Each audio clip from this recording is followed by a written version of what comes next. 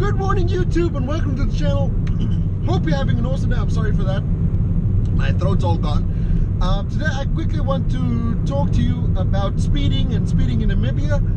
And the big question is the party over? From what I've seen so far and people I've spoken to, pretty much the party is over. What I mean by party is, let me just give you guys some context that are not watching, that don't live in Namibia, that are watching, I'm sorry. Like, what happened is, for about the last year, there was some legal wrangle that was going on. No one has released a lot of details about it, but it appears that law enforcement was not allowed to enforce speeding on our roads. So that meant for the past year, everyone was speeding. So yeah, you could do like 200 kilometers an hour and no one would do a damn thing about that. But long story short, let me just give you some background on what happened. So that came in, I think it was somewhere the first or the second quarter of last year. And then all of a sudden, the amount of road deaths on the country, in the country, just decreased. It was a safe period, not a lot of accidents. Here and there they were. And for those who are not aware, Namibia has one of the deadliest rates of fatalities on its roads, and we have a very small population. That's quite alarming. I read a study that said that you are 53% more likely to die from a car crash than from cancer. So which is pretty darn scary. So it all went well. December was brilliant. We had a very safe December month.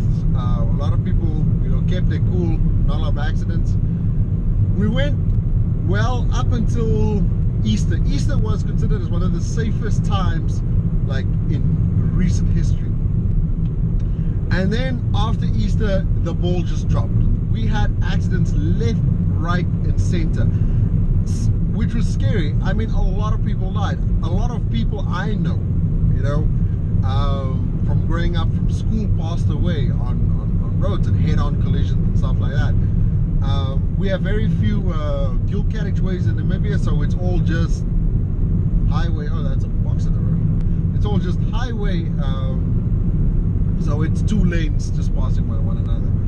And it was a very, very sad time, and I'm sorry to each and every one who lost their life, and a family member who lost, a loved one to these accidents. But yeah, so what happened was, about 2 weekends ago, the town where I live, about 9 people died. 9 people died in the space of, 10 actually. 10 people died in the space of 7 days.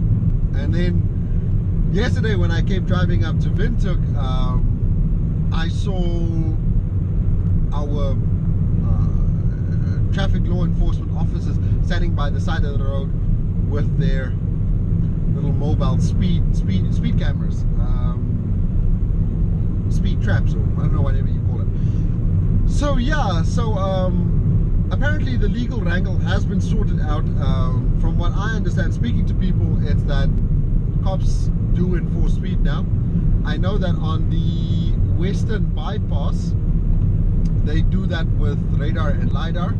So they enforce speed with radar and LiDAR, and just had to make way for this dude who is quite in a hurry, and backing up into the fast lane. Yeah, so what's up, bro? So long story short, that's exactly what went down. Now, someone asked me yesterday, what about warning, motorists, so flashing lights? So what I'm talking about is actually as you move past an officer, enforcing speeding, what happens is people normally flash oncoming cars about twice with their high beams or their brights for about 10 minutes afterwards, and then basically, or 5 or 10 minutes, depends. Not a lot of people do that in Namibia, so most people just do it for 10 minutes, warning other people just to slow down for this guy standing there. Fines in Namibia are extremely high. I think apparently if you do about 160 kilometers an hour, which is about 100 miles an hour, you're going to get a 4,000 Namibian dollar fine. $4,000 fine equates to, jeez, I'm not sure. I'll put it somewhere in here, somewhere on the screen. That equates to that in US dollars.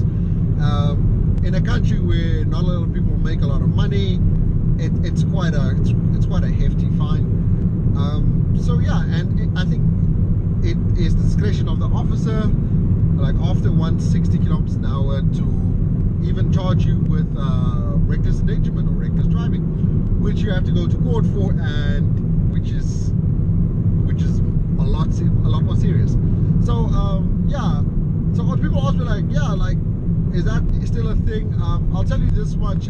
Yesterday people did warn me about an impending speed camera or speed trap, which was pretty nifty, pretty sweet.